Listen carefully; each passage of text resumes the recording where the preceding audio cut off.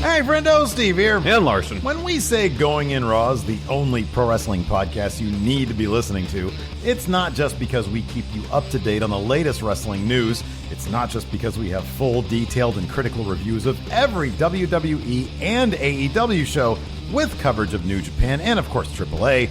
It's because, wait, what? Why is this the only pro wrestling show they need to be listening to? Because we've been friends for over 20 years, wrestling fans for nearly as long, and work partners for more than a decade, and we literally couldn't do anything else. So we kind of need to be the only pro wrestling podcast people need to be listening to. Our livelihoods depend on it. Desperation's a good enough reason for me, Larson. Yeah. So subscribe to Going In Raw, A pro wrestling podcast. You can find us wherever you get your podcasts.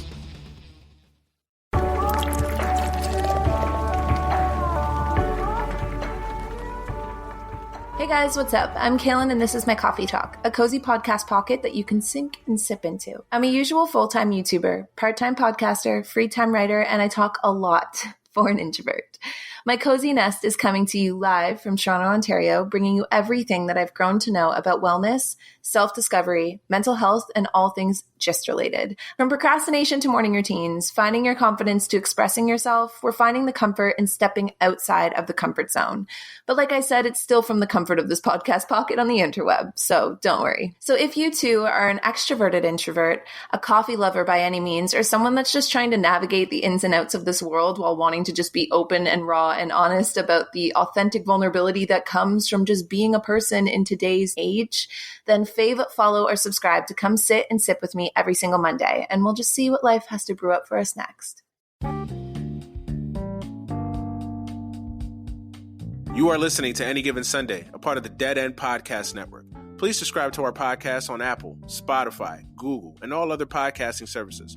Please make sure you check out Dead End Hip Hop, Dead End Sports, Dead End Gaming, Is the Mic Still On, Chris Platt's Strictly Hip Hop and Hoops Talk, and a host of other shows on our podcast network. Thank you for listening and enjoy the show. You are listening to Any Given Sunday. If you want to listen to real stories about today's most popular celebrities and influencers, I have your number one source, and it's our Hollywire podcast, Behind the Fame. What's going on, everyone? I'm Tony Morris, creator, host, and CEO of Hollywood's most talked about celebrity news outlet of all time, Hollywire. Hollywire's Behind the Fame podcast reveals juicy celebrity relationship stories, tips and advice on how to be a true influencer, and the positives and negatives of being in the limelight. I've interviewed stars like Post Malone, Billie Eilish, and Ariana Grande before anyone else even knew who they were. My co-host Jana Rosenberg and I pride ourselves on knowing who the next big household name is before anyone else does. Once you listen to Behind the Fame, you'll laugh, you'll cry, and you'll even feel like you're actually part of the conversation. Hollywire Behind the Fame. Catch new episodes every week. Available anywhere you download your podcasts.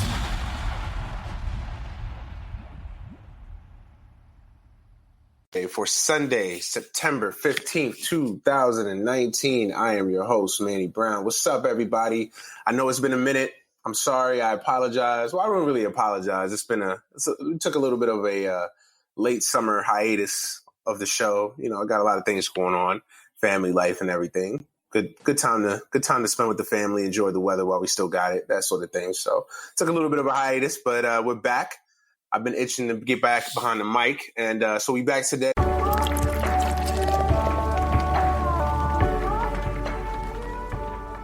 Hey guys, what's up? I'm Kaylin and this is my Coffee Talk, a cozy podcast pocket that you can sink and sip into. I'm a usual full-time YouTuber, part-time podcaster, free-time writer, and I talk a lot for an introvert. My cozy nest is coming to you live from Toronto, Ontario, bringing you everything that I've grown to know about wellness, self-discovery, mental health, and all things gist related. From procrastination to morning routines, finding your confidence to expressing yourself, we're finding the comfort in stepping outside of the comfort zone. But like I said, it's still from the comfort of this podcast pocket on the interweb, so don't worry. So if you too are an extroverted introvert, a coffee lover by any means, or someone that's just trying to navigate the ins and outs of this world while wanting to just be open and raw and honest about the authentic vulnerability that comes from just being a person in today's age, then fave, follow, or subscribe to come sit and sip with me every single Monday, and we'll just see what life has to brew up for us next. So I hope y'all enjoy this episode. We're making history today, ladies and gentlemen. We have a returning guest for the third time. So this person now has been on the podcast the most times than any other guest. He should feel honored. He should feel special by that. You know what I mean? I don't even bring back people more than once, let alone 3 times. BTG, a.k.a. Baylor the Great, host of Open Run, host of Baylor for President, podcast. Oh, my goodness. We have fought through so many podcasters to get in here to your podcast and tell you about ours, which is Victory Points. That's right, Becca Scott, and it's a good podcast. Yes, it is, Jake Michaels. It's a podcast about people who love tabletop games, interviewing other people who love tabletop games about the tabletop games they love. Jake, what's a tabletop game? It's a game that you play on a table. Oh, like a board game. Yeah, or even a role-playing game or a card game. Huh? You can decide what you like. Wow, let's tell them about the amazing guests we have. We've had amazing people like Twitch streamer Havana Mahoney. Ooh, or Jimmy Wong, the actor and host of the Command Zone podcast. Professional role player Xander Genre, and more. So go subscribe to Victory Points On Apple Podcasts or wherever you get your podcasts. Okay, we got to get out of here because other people are slamming down the door to tell you about their podcast. Yeah. Extraordinaire, content creator extraordinaire, Baylor the Great, a.k.a. BTG, your favorite guest, my favorite guest. What's going on, man? I think when you get 3 times a recurring guest, I need my gold jacket. You know what I mean? We're working on that, brother. We're working on it. Okay. Okay. You know, the hat tricks is out there, man. So no doubt, man. How are you, my brother? How are you, man? What's going on? I'm good. I'm really happy that football season is back. Extremely happy. You know what? I am too. You know, it's crazy, man. Like the last couple of years, I haven't been well, first of all, I'm a Jets fan, so that explains part of that. But the last couple of years, I have not been excited about the NFL season starting. So much drama, so much BS going on behind the scenes and all that. Yeah, around it took the love away. Yeah, that it kind of tempers your excitement about the season. Like I dead ass felt like the last couple of years, like the season just kind of snuck up on me. Like it was just kind of like, oh yeah, today is Sunday. Like it's gone. A lot of politics that was surrounding the NFL just took that, that Sunday morning waking up love away from it. You know what I mean? Yeah, definitely. But this year was different a little bit. You know, outside of the Antonio Brown situation, you really haven't had I mean, I guess we can get into the Jay-Z Kaepernick thing beat that into a dead horse. But outside of at that point, you digging it up out of the grave and beating it.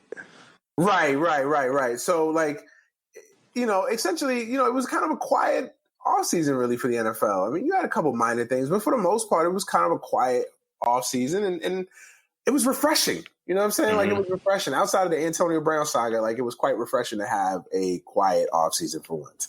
So, I'm definitely excited about the NFL, man, starting up, man.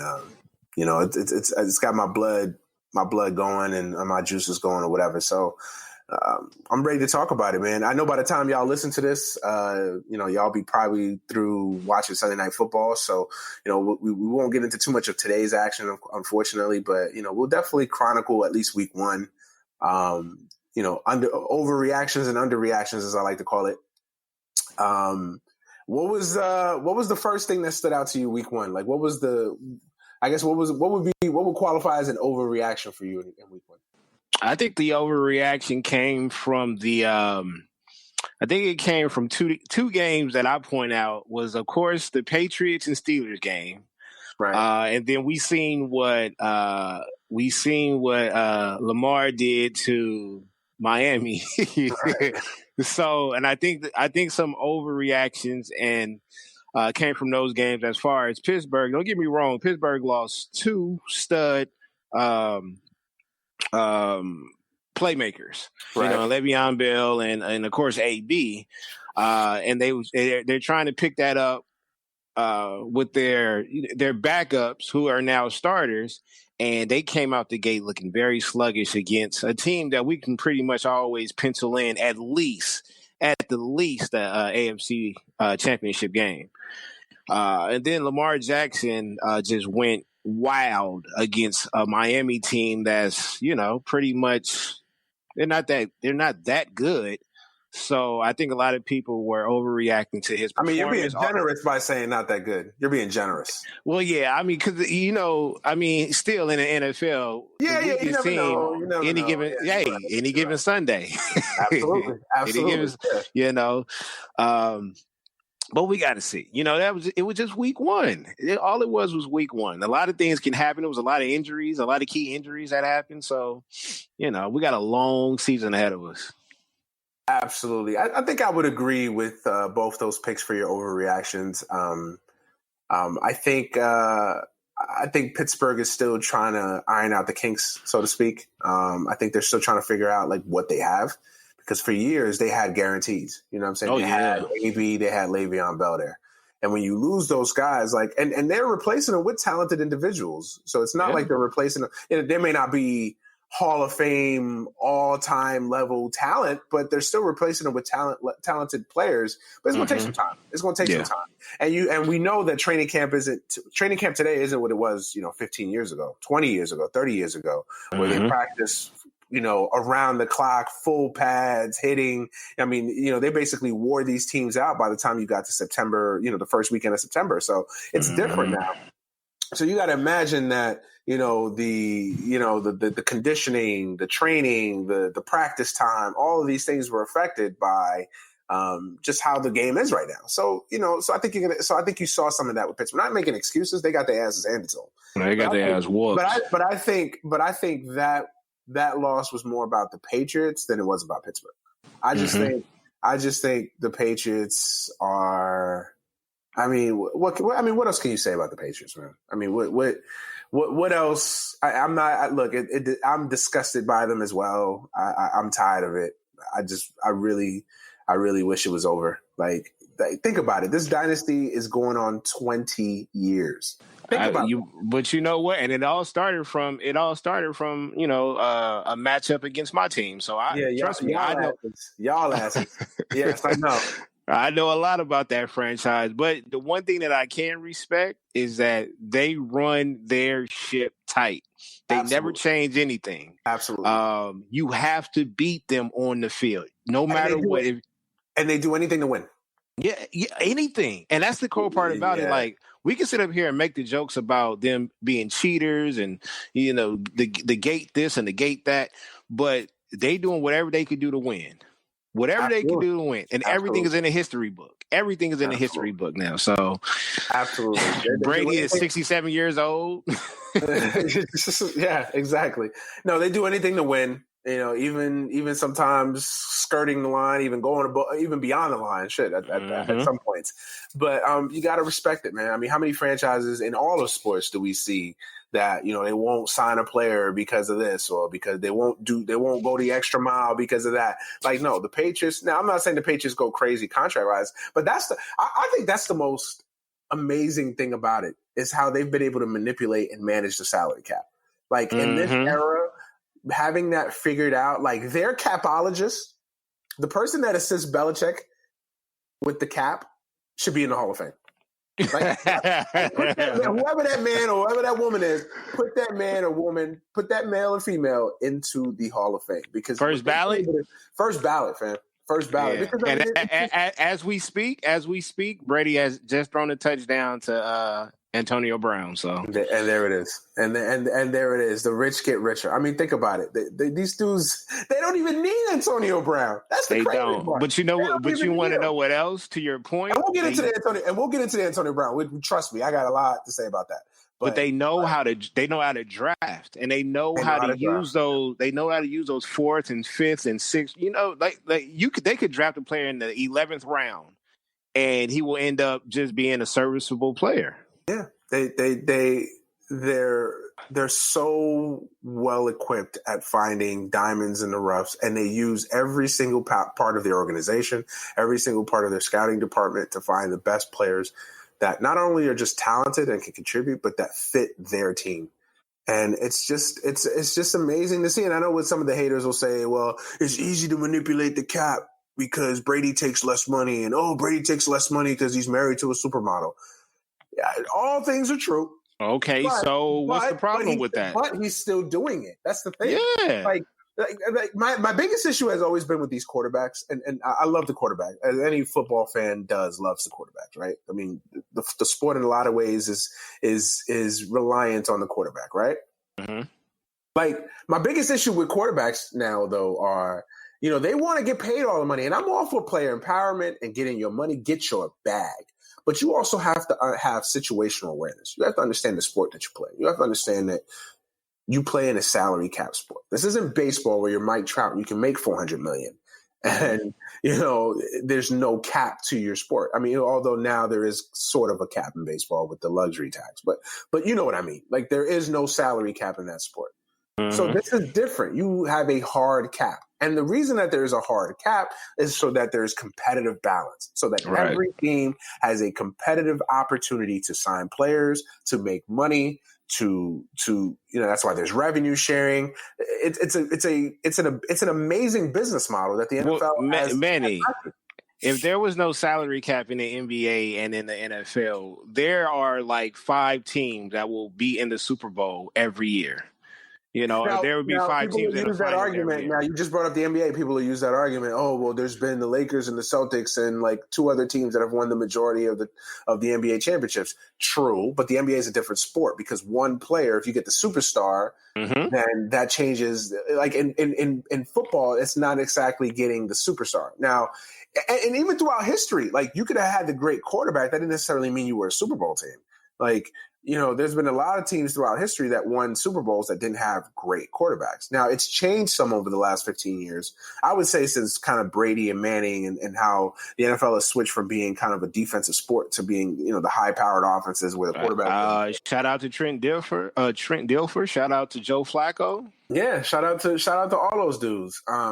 The Brad Johnsons of the world. Johnson. I mean, how many no-name quarterbacks did the Redskins win championships with? I mean, they were good players, but they weren't superstars by no means. You know what I mean? So, but my point is that you have to learn how to manipulate the cap. And my issue with these quarterbacks is that, pay me $200 million and then you make 25-30% of the cap.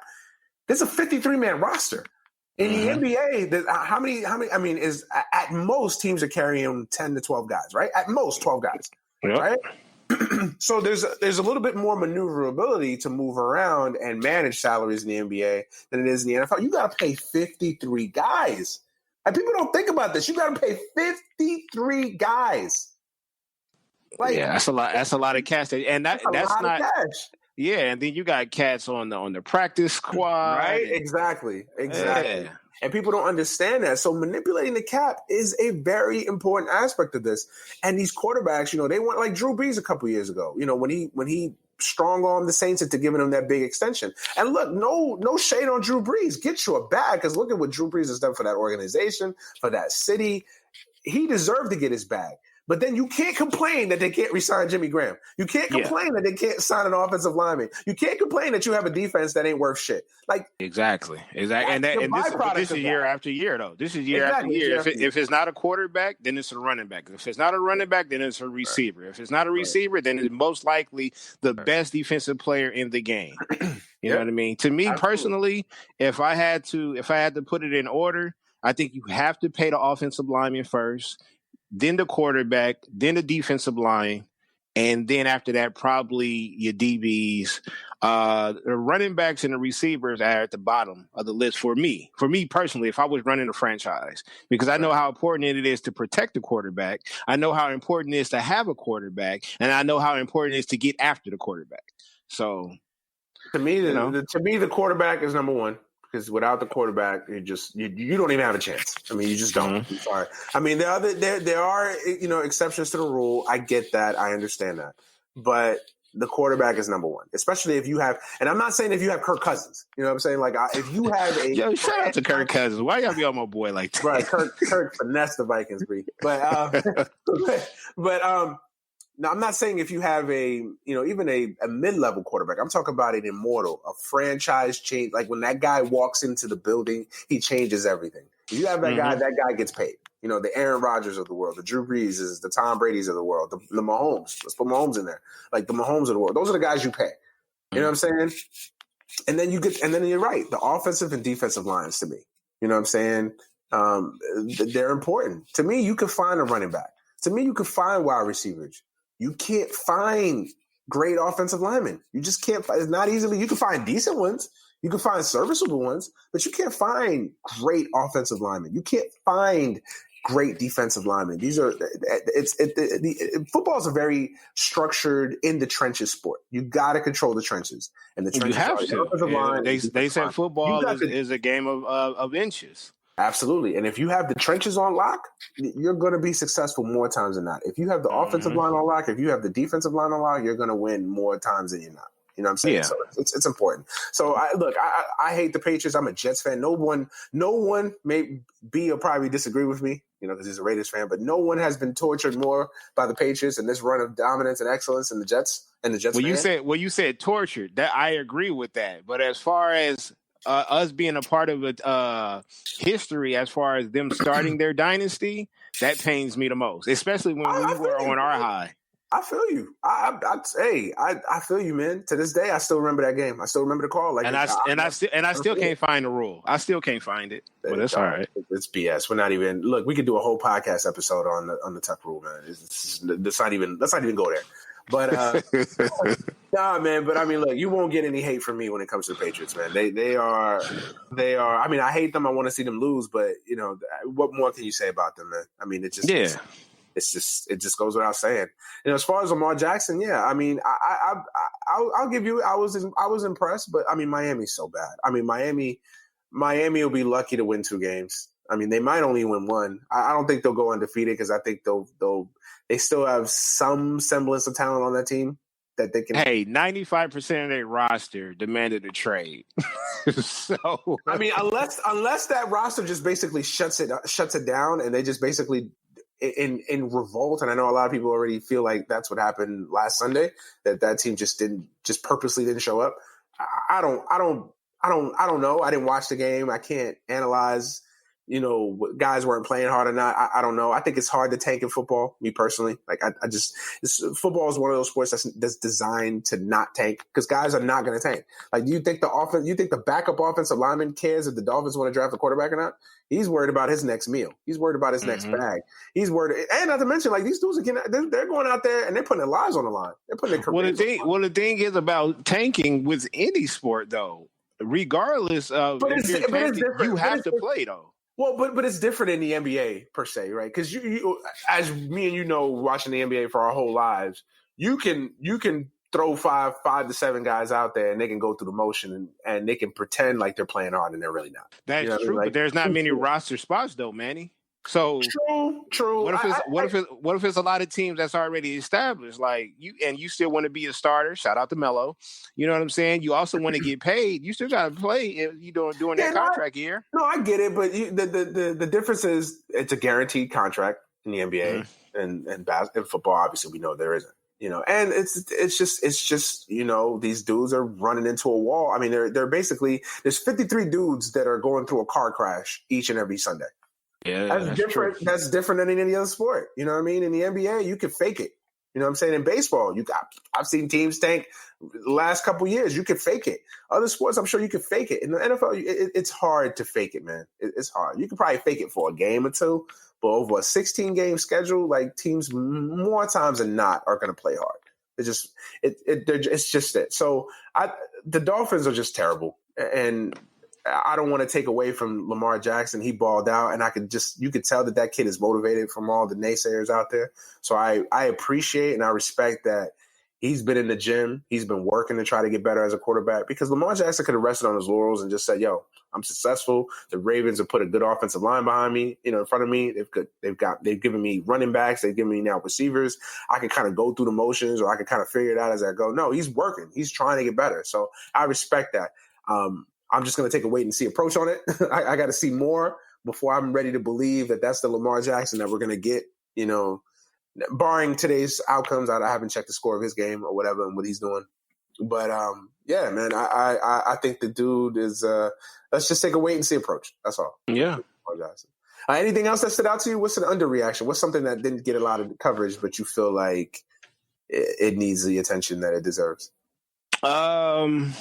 I don't think there's too much that needs that much attention. I think I think some of the hot takes on the different divisions, like everybody knows that I pulled for the AFC West, Right. and a lot of people feel like KC will be the runaway team. With them losing Tyreek Hill for like a month and some change, Right.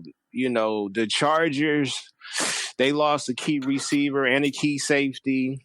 Yeah.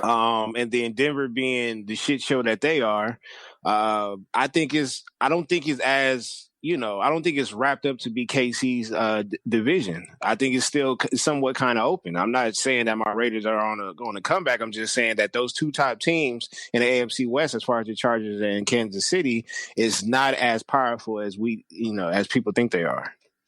Were you surprised how good the Raiders played on Monday night? Yes and no. We played Denver, and I'm not about to shout out to JL. I'm not about to shit on Denver like that. They don't have a quarterback. And that defense is not how that defense used to be a few years ago. Derek Carr does have more weapons.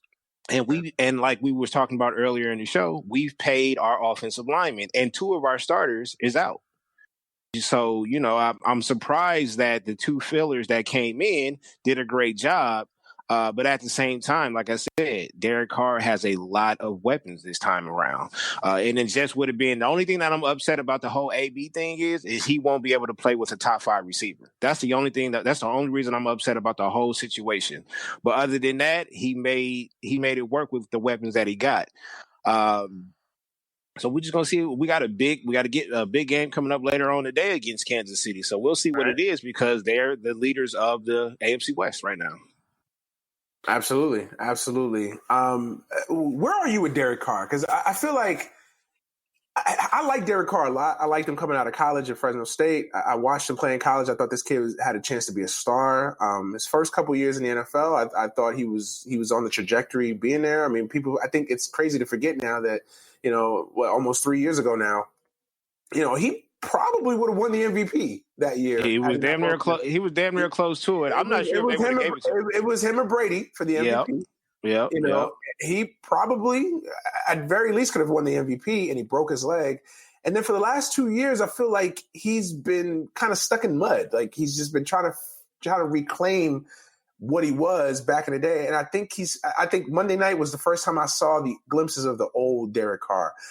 Where are you with Derek Carr? Are you with me on Derek Carr that I still feel like he could be very, very good? I don't understand the hate that he gets or the knocks that he gets. Like, I really like Derek Carr, and I still think he could be a very good quarterback. Well, the hate that he's getting is the same hate that Matthew Stafford had got when he had got that big contract. So anytime a quarterback that hasn't been to the playoffs yet or haven't been to the playoffs as much, when they get that much money, Cass is going to be like, well, where's the work? Whereas, Derek Carr, he's a young cat. And we got to the wild card that year and played the Texans for the second time, and we lost. And he wasn't able to play in that game because that was the year he got hurt. But he was an MVP candidate. And the only knock against Carr from my perspective is that he doesn't extend the play. And that was the only thing that I didn't like. He doesn't extend the play. And that's about it. And we already know Gruden is very hard on his quarterback. He's very hard on his quarterback. And if you're not his guy, then he's going to be that much harder towards you. So I think a lot of people was going off of that as well. Like, well, we already know that you're not Gruden's guy, so you might as well just get out of there. I like him. I just want him to extend the goddamn play a little bit. You know what I'm saying? Right. Give us a chance on that 3rd and 7 or that 3rd and 8 to pick up that first down. We'll see, man. He's a good kid. He's a good kid. I like him. So I mean, we're gonna see. There's no other quarterbacks out. There's definitely not a quarterback on our roster that I have any type of interest in. So Carr is all we got right now, and I'm rolling with him. No, I like Derek Carr. Like I said, I like him a lot. And that interview, that post-game interview on Monday night, and how he kind of handled the whole Antonio Brown, that showed me a lot. And I know people will say, well, what was he supposed to say? That's his character in general, though. That's his character in general. All I've ever heard from people that cover him and all the reports out of him is that he's a really good guy, stand-up guy. That kid, I like that kid a lot. And I know you brought up the contract, but but Stafford was what, 5, 6, 7 years into his career already by the time he got that contract. Like, with Derek Carr, like I know he got it pretty early, but people also forget he was a second round pick, so his guarantees were, his contract was a little bit different. But he was kind of in a similar situation to Dak. Is he overpaid relative to the results that he's produced in his career? Yeah, but Manny, you just said though, the most important position to you is the quarterback. So you got to lock in your quarterback. Well, yeah, right? That's why I never get into these dumb arguments about paying guys money. Like the going rate for quarterbacks now, even an average quarterback is $25 million.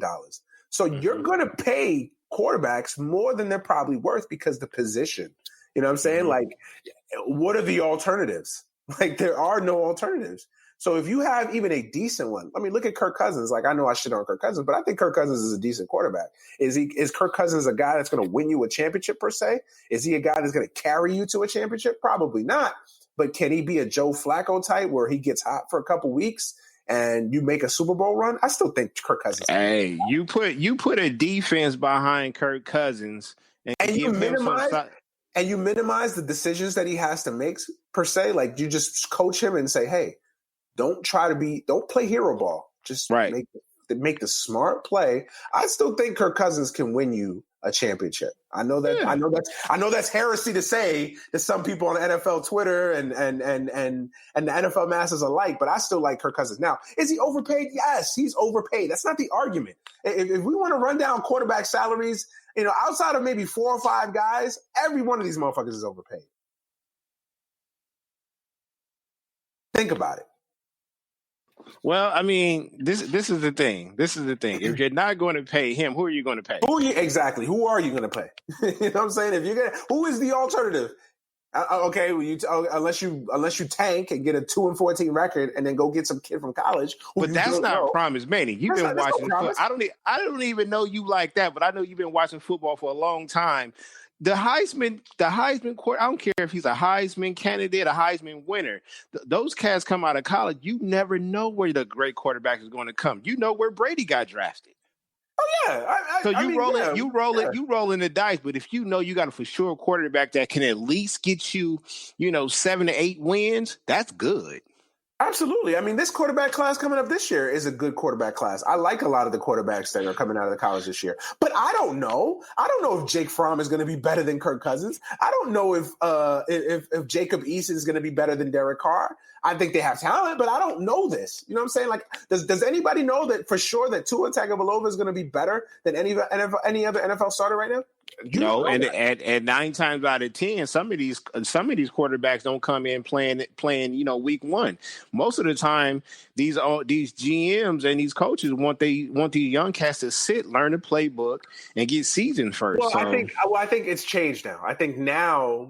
But because I think the fan base and the media has changed that expectation. Like, I still think that coaches and GMs alike want to have these guys sit, but I feel like they feel pressure from the media and the city and the fan base to say, no, like you take a guy like Daniel Jones. The Giants are going to be stupid. First of all, they should have never drafted him at number 6, but that's a whole nother story. I like Daniel Jones though. But look, I ain't gonna lie to you. I don't know why. I just feel like he can come in and be serviceable. I think he'd be better than Eli right now.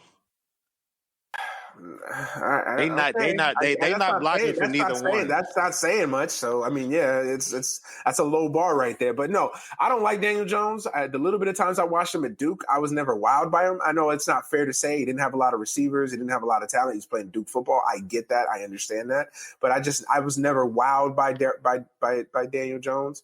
I think he could be I think he could be a guy that plays in the NFL for 12, 15 years, a solid backup. But a guy you draft number 6, yeah. I know. But you know what, though? To be fair, Manny, and I know you're a fair person, you have to give him a chance first. Yeah, you have to give him a chance because you never know. I mean, obviously the Giants are going to be forced to give him a chance. We're always going to go back because Brady set the bar. And from where he came from, and how he got his opportunity, like you got to give him a chance. Yeah, absolutely. And look, here's the thing. Like, what I was making is that Daniel Jones in the past, they would have sat him for a year, maybe 2 years. That's true. Now the media and the fan base is like, no, Daniel Jones. Like, if the Giants are 0-4, Daniel Jones is going to play. But that's because of what the Giants hasn't been good in a while, though. So they're thirsty. I get that. I understand that. But sometimes, like, I go either way with the sitting or starting guys from day one. Like, I can see both sides of the argument. I really can. Like, the only way you gain experience is by gaining experience. Like, I really believe that. Like, you know what I'm saying? Like, when you apply for a job, like, oh, you don't have any experience. Well, how am I supposed to gain experience if you don't give me experience? Exactly. So I understand that. But I also think there's something to be said about sitting a guy for a year. Like, look at Mahomes. Do we know if Mahomes would have been Mahomes had he played right away out of college? I know it's easy to say that in hindsight because we have a sample size to see, to analyze. So some people can say, oh yeah, he would have did the same thing, 2 years ago if he had played. I don't know that. Do you know that? I don't know that. No, we don't. We honestly, we don't know anything until it actually happens. Exactly. It's just we go based off of how long we've been following them through high school and college. We figure, the talent that they had, and just like with Lamar Jackson, we like, man, put him on the field immediately. Yeah. But he's not that accurate. But he's still a good player. And I think when your franchise hasn't done good in so long, and you just lost one of your top receivers, you don't want to lose your running back. You know what I'm saying? So it's like we want to. If you're going to start off fresh, you might as well just throw the youngster in there and see what he got. And especially if you draft him that high, you just said the fans have changed the narrative of not wanting the quarterbacks to sit for a while and be seasoned. So you might as well throw him in there, especially when you pick him at number 6. I get it. No, I totally get it. And again, I can go either way with the argument. If you were to argue with me that, hey, guys have to play right away, I would definitely agree with you. I'm a fan of a team that played their young quarterback. I believe he was the youngest NFL quarterback to start week 1 in history, Sam Darnold, when he started at 21 last year. Like, so I get both sides of the argument. Like, I can see, hey, letting Sam Darnold sit for a couple weeks or letting Sam Darnold sit all of last year and starting him fresh this year. I could also see the argument of letting him play. So I get both sides of it. I really do. So, back to your Raiders, man. I was impressed on Monday night. I know you said they played the Denver, but I still think Denver's defense is going to be legit. I don't know about their offense, but I still think Denver's defense is going to be pretty stout. You like their defense? I like the defense. Their secondary needs a little work, but I think they still have. I mean, they have 2 guys on the edge that are monsters, so they're going to be able to get to the quarterback. So. I think their defense is okay. I think they'll play better than what they showed on Monday. That was just a terrible performance by Denver. Like, did y'all even have a training camp? Like, shit. Like, they were like the Steelers. Like, damn, did y'all even have a training camp? Like, shit. Did y'all even have a training camp? Nah, but I was impressed by the Raiders on Monday night. The little bit of the game that I saw, because I just hate those late Monday night. I mean, even for the West Coast fans, like, it's just like, yeah. Like, it's just that game shouldn't be on TV anymore at this point. But so no disrespect, my bad, no disrespect. But but I saw about 2.5 quarters of the game, and I was impressed with the Raiders, man. I really was. So we'll see what the Raiders can do this year. I think we got a gem. In Josh Jacobs, man. Jacobs is nice. Tyrell Williams is an animal. Yeah, y'all gotta watch out for that sneaky tight end. We got Darren Waller. Gotta watch out for him too. Waller's an animal too. No, I mean, look, I like the Raiders, man. The Raiders have made some additions. I still don't love John Gruden as a head coach. I think he's so overrated. I mean, if I was to give you a list of overrated head coaches in any sport over the last 10, 15 years, John Gruden would be on the top of the list. That's my guy. He can't do no wrong. He's a good coach, but I mean, you listen to people in the media and even fans, like, you would have thought John Gruden won four fucking Super Bowls in Tampa. Like, John Gruden, for the most part, was a disappointment in Tampa. But you know what I think it is? I think it's because he still reeks that old school football mentality. That's what it is. And I think people appreciate that style of coaching. Now, as far as his production, I mean, he won a Super Bowl, and that was built off of somebody else's, who built that roster. Yeah. So I get that. But what did he do after that? He didn't do anything after that. But what he did do was turn a Raiders franchise around, though. That's what they're talking about. I mean, because we were shit. We were shit in the 90s. That was a long time ago. Yeah. It was a long time. I mean, look, I like John Gruden. Do I like 10 years, $100 million? John Gruden? Probably not. But But I look at it like this though: when you believe in somebody, then you want to make sure you lock them up, and I think that's what they did. Now we have to sit and wait and watch to see if he stole that money or not. You're right. Absolutely, you're right. I mean, look, you are worth what somebody else is willing to pay you.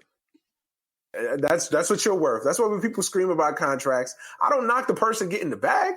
I don't knock the shooter. I respect the shooter. Like, you know what I mean? Like, I don't respect who got shot. I respect the shooter. Like, the man got the bag. Like, I'm not gonna knock him for that. I'm just saying, like, is he worth that money? I don't know. We'll see. Now, if he turns this mess into something, then he's earned his money. If he wins a Super Bowl, he's earned his money. If he doesn't, then that was a lot of money thrown down the drain for nothing. Now, I will say this. You could point your fingers at us or at him or whoever was in charge at the time when we pass up on certain draft picks. Okay. You know what I'm saying? We can take that type of slander. But as of right now, you just got to let us cook. You got to let us cook. True. I think the biggest thing for me that rubbed me the wrong way with John Gruden is when he came to Oakland, it was like, oh, trust me. I'm this, I'm that. I know what I'm doing. I'm going to trade away Amari Cooper. I'm going to trade away Khalil Mack. I'm going to do these things, but you trust me. I know trust the process. I've done this. Da, da, da. I'm like, fam, you won a Super Bowl with Tony Dungy's team. You basically underachieved for 8-9 years in Tampa. Like, what have you like? He has this aura about him that he's like a football savant, and I'm just like, not really. Like, what have you really done? I mean, the 2000 Oakland Raiders were a long time ago. Like, sorry, it's a long time ago, many moons ago, many NFL moons ago. So I'm just confused. Like, I feel like his ego and his aura don't necessarily match the resume. Is my personal opinion. Okay, I can accept that. That's it. That's all. And I like him as a coach. I think he's a very good coach. Do I think he's Belichickian? No, I don't. It ain't no other coaches out there like him though. That's for damn sure. That's just like finding a quarterback. It's hard to find a coach. And that's the other thing about the NFL right now. Like, has there been a worse time for NFL coaches? Like if you were to rank the NFL coaches, let's take Belichick out of there because Belichick is just Belichick. Obviously, we know that. But like, remember in the '90s, like you had Gibbs, Jimmy Johnson, you had Parcells, you had Jimmy Johnson. You had you still had Shula. You know what I mean? You had Holmgren.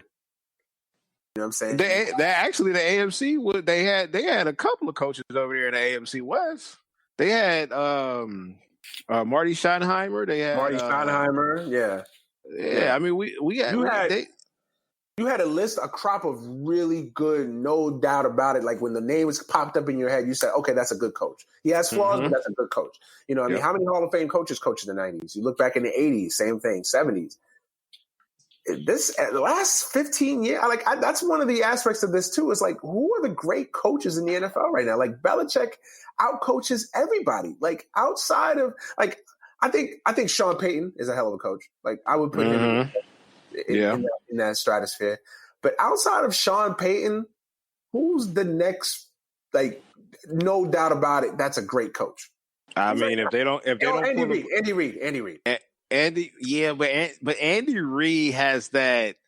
He has that Buffalo Bill stink to him. Like he'll get you to the conference championship, but we know he's not going no further than that. But I'm talking about totality of the career and the record. He's done it at 2 places. He's won big. Like I'll put Andy Reid in that discretion. You're right. Andy Reid does have a monkey on his back. He needs to win a championship. Like no more. Now you got a guard in Mahomes. Like you got to win a championship now.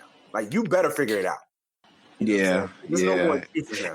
If they don't pull a plug in Pittsburgh, my guy, he'll be up there. Great. I mean, but you got to give him. I used to be a Tomlin guy, but the last couple of years, like I've soured on Tomlin because I feel like he underachieves with a really good team. Like I felt like he underachieved with Pittsburgh. I think Ben has been off his peak for a while, so I think he's actually holding on. And I want to see, this is where Tomlin's holding on. career- He threw for 5,000 yards last year.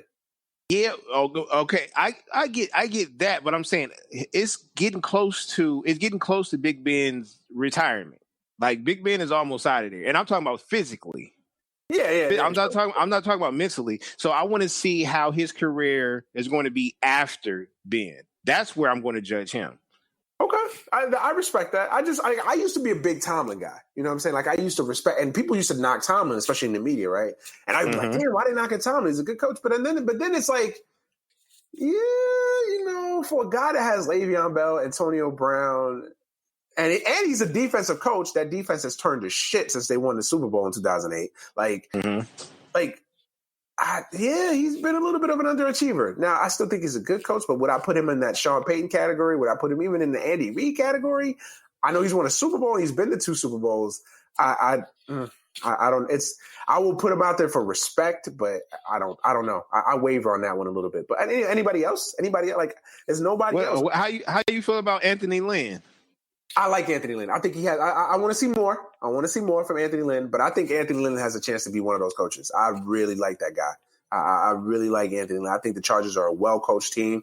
Last year's no-show against New England in the divisional round notwithstanding, I really think that guy's a hell of a coach. Every time I watch the Chargers, I have many issues with the Chargers. Number one, them not being in San Diego anymore, them playing in a fucking preschool soccer stadium, being an afterthought in LA. Like, I have many issues with the Chargers, but one of the things I don't have issues with the Chargers is on the field. I think that's what about Pete Carroll?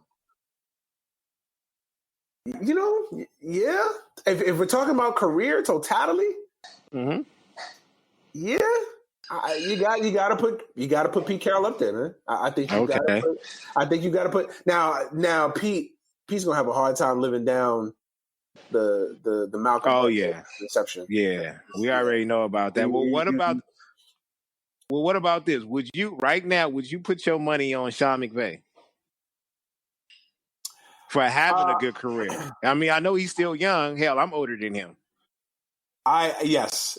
The fact that we're the same age, me and Sean McVay, I think Sean McVay. How old is Sean McVay? What, 30? He's like, right? 30, like 33, 34. Yep.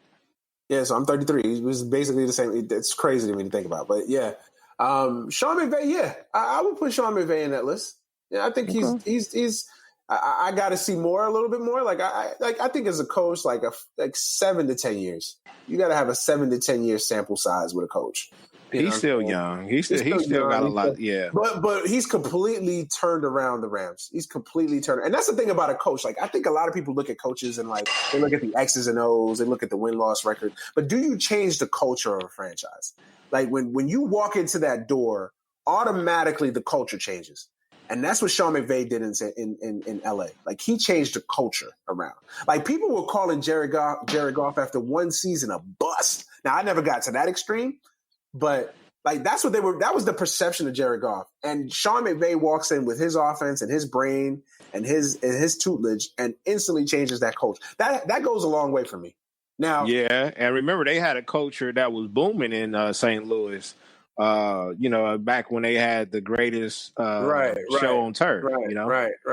So Sean McVay, I think he definitely gets some kudos. Now, I was hard on Sean McVay in the Super Bowl because, for you to be a boy genius and you can't figure out how to score more than 3 points in the Super Bowl. I mean, the Patriots defense was good. It was great that night. That's not the 85 Bears that he was facing.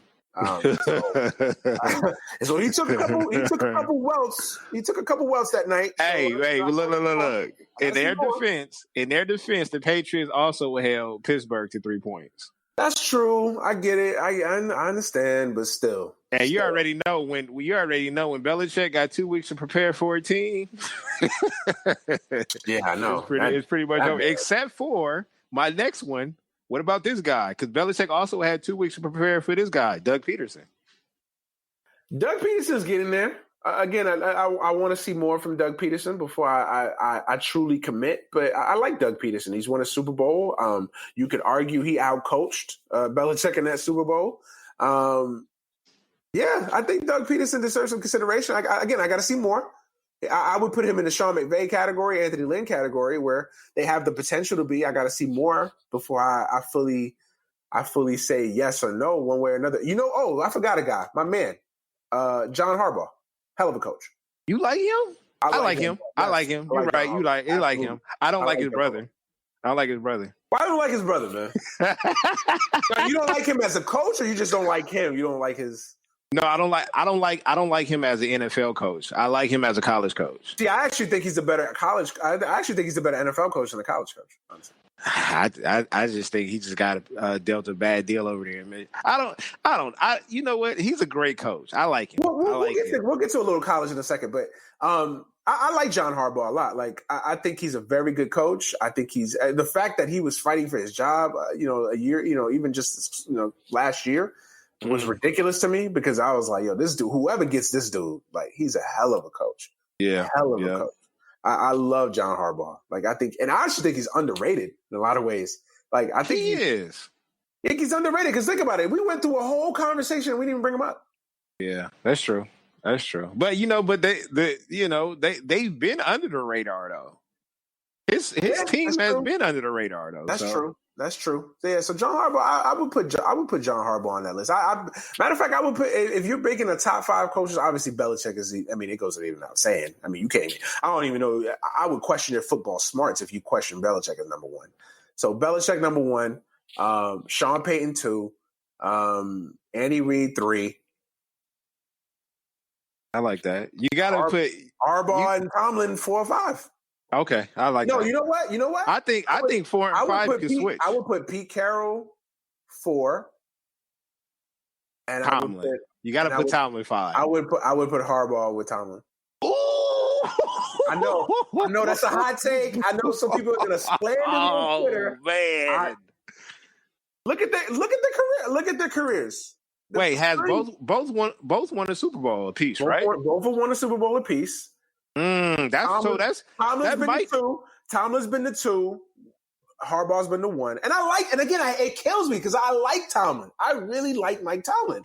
It's not like I don't like Tomlin. I really like him. I could go either way with it. Like Tomlin, Harbaugh to me is a tie. Like I could ask me tomorrow. So they can switch. Yeah, so they can switch. Ask me tomorrow, I'll take Tomlin. Ask me next week, it's that close between the 2. Yeah, it's just I don't know. I think the issues I have with Tomlin is I feel like he's underachieved a little bit with the level of talent that he's had in Pittsburgh. That's just as we speak. Breaking news. Right. Okay, Manny. As we speak, breaking news. Big Ben has left the game against the Seahawks. Shit. And I said physically he will have to retire soon. Oh shit. Throughout his career, he just took too many hits though. He's just big. Yeah, he's just you look at the size and the strength. His career took a lot of punishment, and they're still leading 10-7. So did it look serious, or did it look like it was just one of those? Oh, I haven't seen it. I just got the notification. Oh, okay. Because I'm looking at the scoreboard right now. They're still leading. So I wonder if it's like serious or whatnot. Well, I guess we'll know by the time we end this podcast. But I think the coach. Is another guy that I would put in that list, or is starting to at least get into. He's only 1 season under his belt. I like Frank Reich. Yeah, Frank Reich. I'm impressed with Frank Reich. I like him a lot. I like him a lot. I got to see more. We got to see more. That's all. We just got to see more. 1 year. It pains me because I would have loved to see if Andrew Luck didn't retire, what he could have done with that team and see where they have gone, because it would have been interesting to see. But I like Frank. Just like Tomlin, we got to see what he's going to do without his big superstar. Listen, Tony, if he can get to the playoffs with Jacoby Brissett, yeah. Yo, I like him though. I like Jacoby. To be fair, I haven't watched a lot of him, so I can't really say. Most of his footage that I've seen, or most of his his talent that I've been to notice, and it came from when he was with the Patriots. He held it down.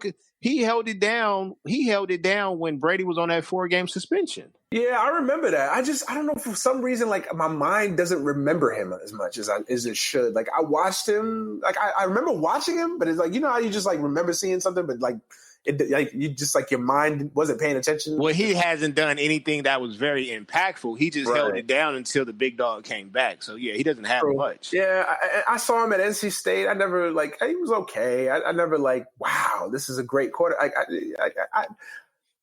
I need to watch him more. He's a great backup. I'll give you that.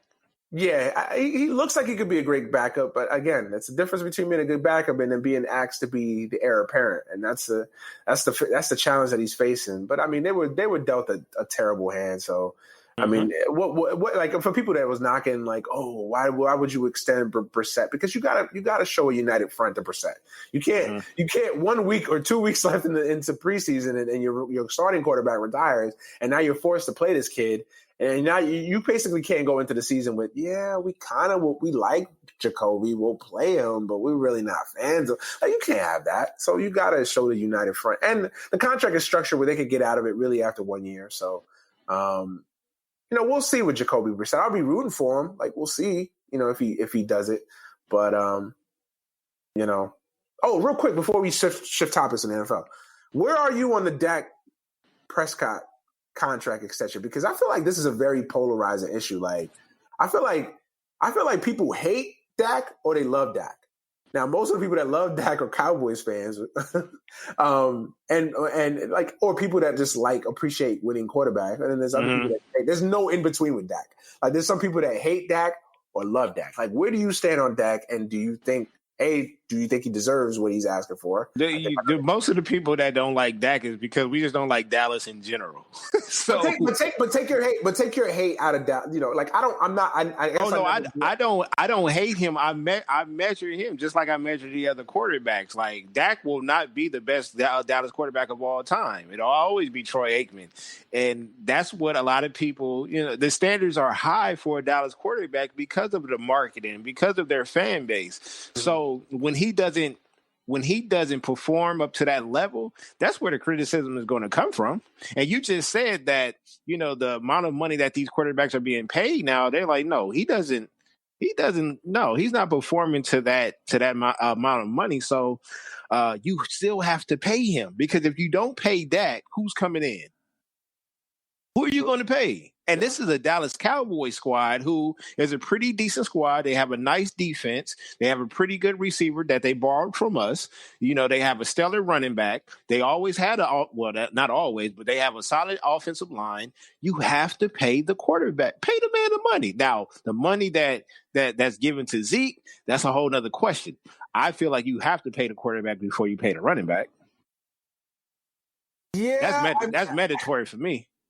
Yeah, that would be mandatory for me. There are there are exceptions to every rule. So everything is this case-by-case situation. I think with Dallas, maybe because it's just that's how much I love Zeke. And I think Zeke is just a game-changing running back. Zeke is a once-in-a-generation type running back. It is, Manny. But when the last time a top 5 running back won the Super Bowl? That's true. I agree with you. I feel like you have to pay both of them. I feel like they are a package deal. To me, they should play their entire careers together in Dallas going forward. I don't feel like, to me, Dak and Zeke should be should roll off the tip of your tongue. It should be So are you going to pay Amari? Is Amari going to get paid anytime soon? I wouldn't pay Amari. Ooh, wait. He would be okay. I'm actually the opposite. Here's my stance on this, right? So here's my stance on this. I agree with you. I like Dak Prescott. I've had this, I've literally had this debate on many a group chat because people that don't like Dak. And I'm just I think Dak is a really good quarterback. And I wasn't a fan of Dak coming out of college. I watched him at Mississippi State and I was not impressed.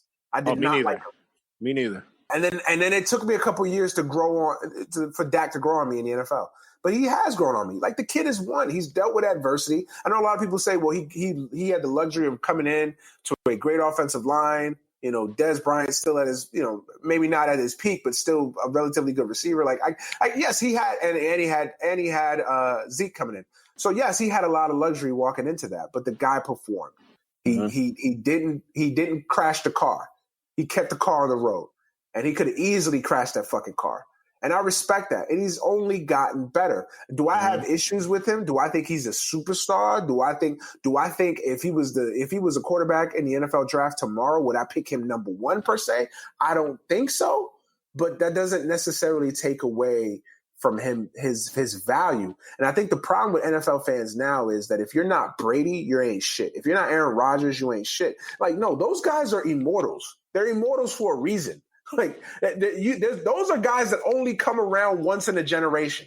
You know what I'm saying? Or once every 10 years. Like, once every 10 years, you get a Big Ben. Once every 10 years, you get a Drew Brees. Once every 10 years, you get an Aaron Rodgers or a Tom Brady or Andrew Luck.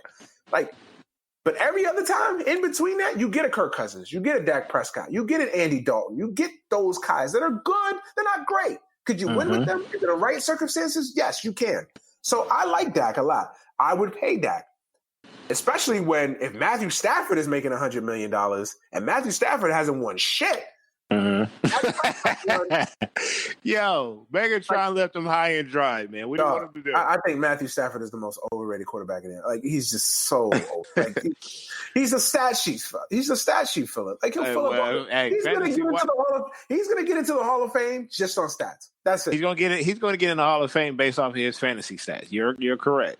Because what has he done? The guy has been in Detroit for 12 years? He hasn't won a single playoff game. Matter of fact, I think he's been to the playoffs twice. But how many weapons has he had besides Megatron? Okay, to be fair, yes, he hasn't had a lot. He had Theo Reddick.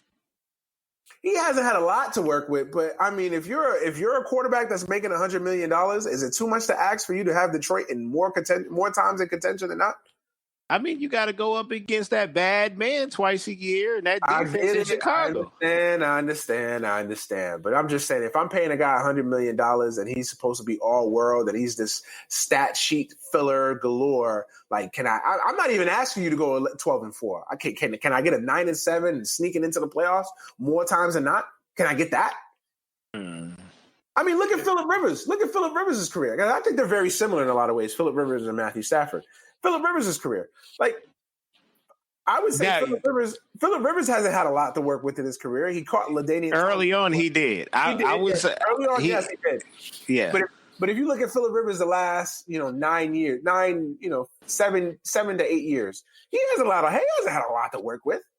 Not a lot to work with, but he's made it work though, because we was almost talking about a LA versus LA Super Bowl last year. With Stafford, there's always seems to be like an excuse, like, oh, he doesn't have a defense, oh, he doesn't have a receiver, oh, he's sick, oh, he slipped on a banana peel, this Detroit. I think we get out of control and over the top when we try to make the perfect situation or the perfect scenario for certain quarterbacks. We do that because we do that with Aaron Rodgers as well, and that's my guy. Yeah, true. But, he's never really had a defense besides having defensive players. But as far as having a great defense, no. And as far as his offense, he's made it work. But, I mean, we could make excuses for everybody, Matt.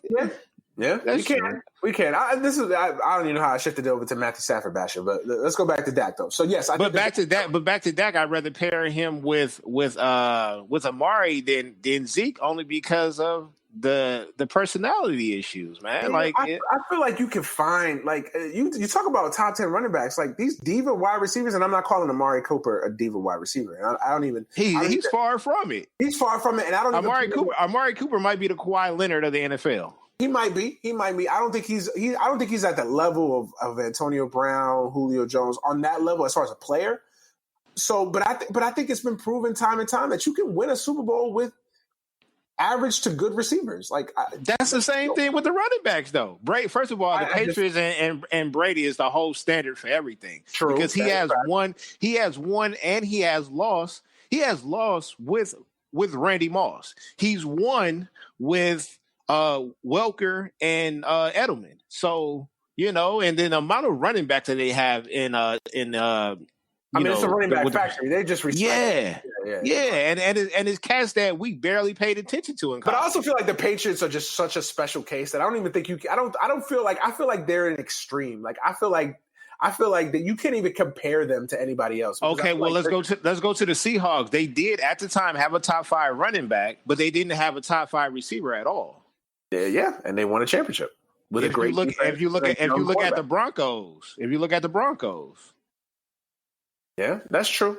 Look, I get what you're saying, and I generally agree. I just feel for that team, I feel like Zeke's the best player on that team, and I feel like you pay him what he's worth. And I feel like with Dak, I feel like he's the second best player. I feel like there's going to be somebody that's going to be shortchanged. I feel like Amari's going to be that guy. Like, I feel like because also remember they're going to have to pay Leighton Vanderheet. I always fuck up his name, the white boy. They're going to have to pay him eventually too because he's a stud. They finally, after all these years and years of trying, they finally have a good defense in Dallas. Like you're going to have to want to keep that. Like, to me, the key to Dallas is keeping that defensive line intact and keeping that offensive line and Dak. That is the key. Yeah. Like, everything else besides that, like, they can work around. And I feel but another thing is you already know with running backs, the average running back career is not that long. So they're going to work their dog mess out of I don't think Zeke is going to play out his contract. He might not. But for the so what? He signed a 6-year contract. But if you could get the best out of Zeke for 4 years, to me, that's better than anybody else that you would have had in that position. Mm-hmm. Okay, that's just my philosophy on it, and it's not a tried and true philosophy, because I mean there's ways to do it. Obviously, there's different ways to do it. I can see the arguments for both sides. So that's just my thing with Dak. Like, I don't understand the constant consternation about whether the guy wants to pay. Now, is he worth $40 million? No, nobody is worth $40 million. Outside of Brady, Rodgers, Breeze, like a couple other guys, like, those are the only guys worth $40 million. So I get it, but the market is the market. Like, people don't understand markets. They don't understand leverage. They don't understand supply versus demand. Well, I think right now, the NFL and the NBA is in the same situation, in the same spot, as far as we're about to have a new generation come up. So, like, after Brady leave, after Braun leave, then we got a whole new different wave coming along. Mm-hmm. So, I think we're in that situation right now. Yeah, that's true. Antonio Brown. I couldn't get off the show with you, Mr. Raider, without talking about Antonio Brown. Okay. Where do I even begin with this? Well, let's just say this. Do you think this was this like conspiracy all along, like this WWE storyline written by Vince Russo, where the heel turn was coming from a mile away, and if you just seen the breadcrumbs, you would have seen it coming? Do you think it was? Nah, you know what? I think it was strategic. I thought it was perfect. No, not perfect. I think the mindset behind it was perfect, but the way he went about it was all wrong. So I think if he would have just came out and just said and just told the Raiders, like, yo, I really don't want to be here. I want to be in New England. I think something would have been worked out, because you don't want to keep a player that don't want to be there. I just think he went about it the wrong way as far as messing his brand up. He just lost the helmet endorsement. And then with the latest shenanigans that came out, I think he's going to lose a lot more endorsements as this is dragged along. Am I mad? No. I told you, the only thing that I'm upset about is that Derek Carr won't have a top 5 receiver to throw to. That would have been more weapons for him to have. Other than that, like, go wherever you want to go. That's fine with me. I don't care about that. But the way he went about it messed himself up.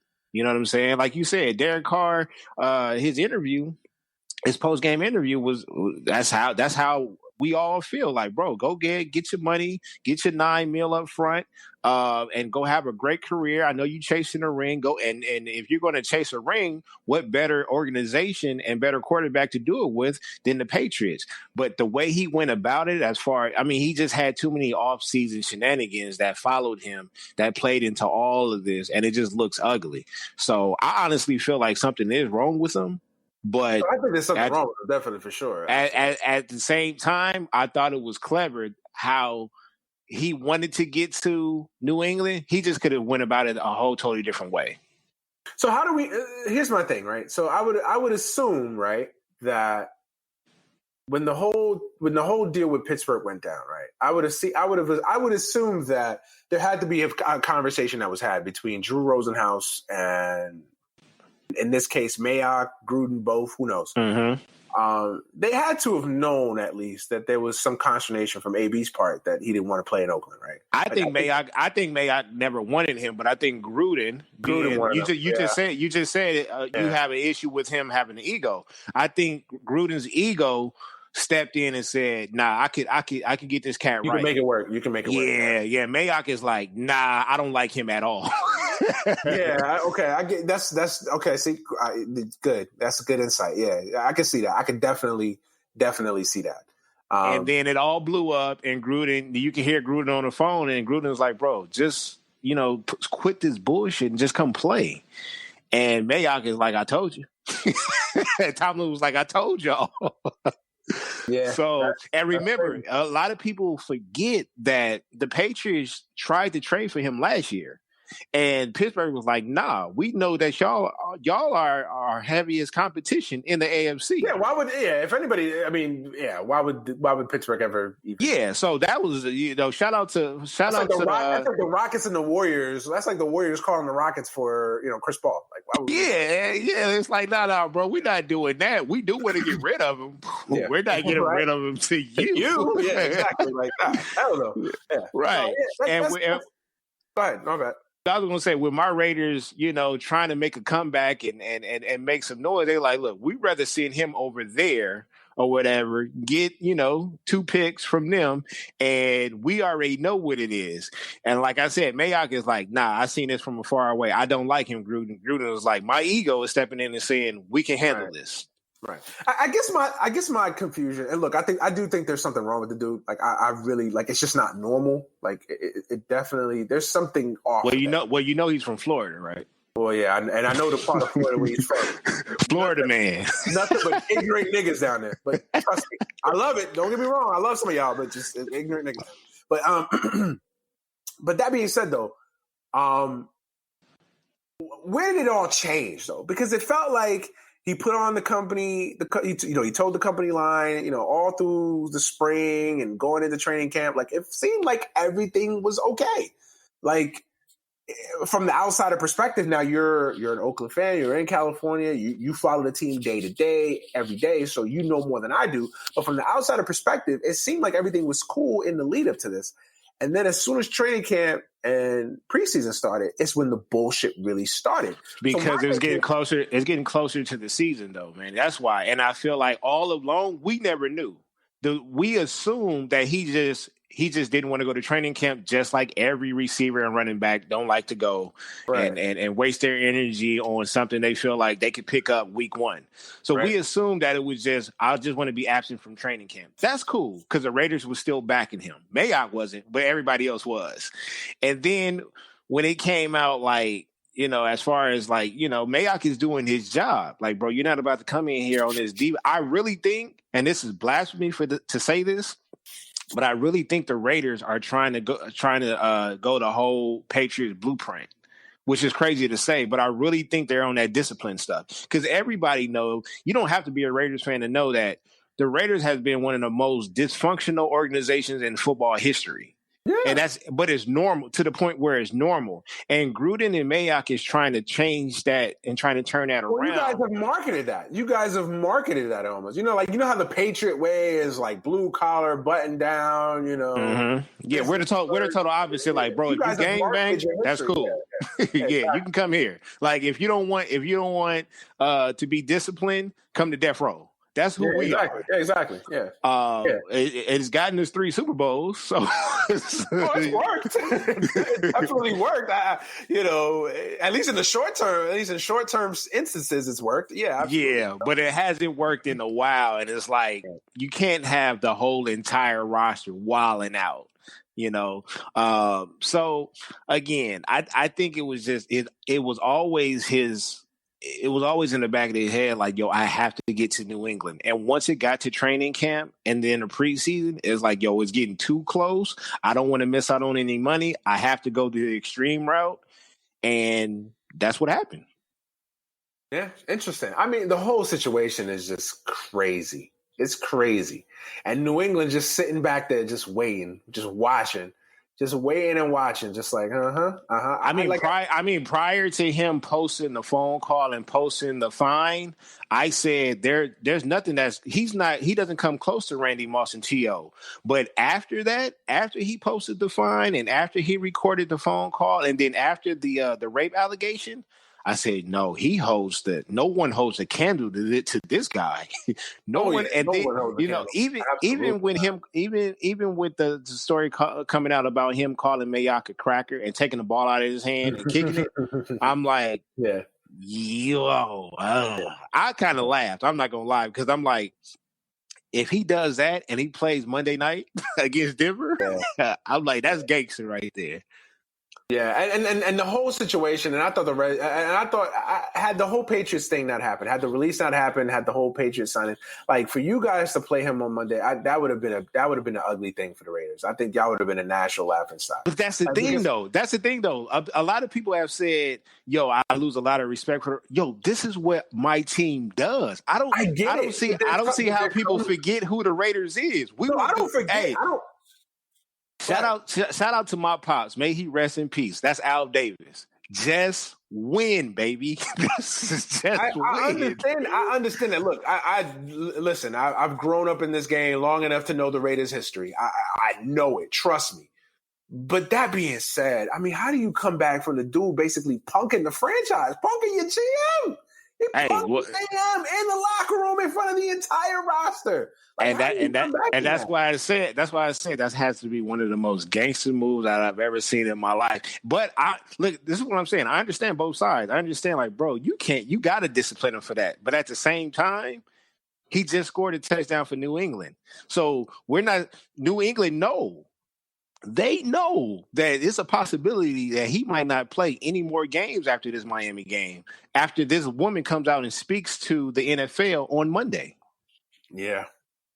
So you already I don't even want to get into what New England is doing is milking him right now in a meaningless game. You don't even have to play Brady in this game, but they're playing Antonio Brown, who right now has, 4 catches for 56 yards and a touchdown. So just pick it up right where you left off. Right.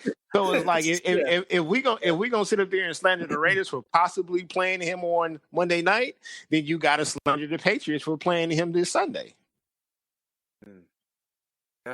Yeah. No. I listen. I think the whole Antonio Brown situation, and I don't understand the Patriots' perspective, because it's like they don't really need him. They don't need him at all. They Obviously, don't. we know. But they're going to make sure Tom Brady is the best quarterback of all time. They're going to make sure of it. Well, I also think it's an ego thing too with the Patriots, because they have no allegiance to Tom. They have no allegiance to Antonio Brown. It's not like he's been there for 3 years and then this rape allegation comes out. So they have to stick by him. They don't really have to stick by him. As soon as that news broke that there was even, like me as an owner right now, like I'm not taking no chances with this Me Too shit. Like I'm not taking no chances. Like if there's a hint, if there's even a like, I'm not even going to get into whether you're believe all accusers, believe the person accused until proven it. Like that's a whole nother nuanced discussion to have. My thing is, if you're even caught even having some kind of semblance around this shit, like with the way the climate is right now, like you can't take that chance if you're an owner.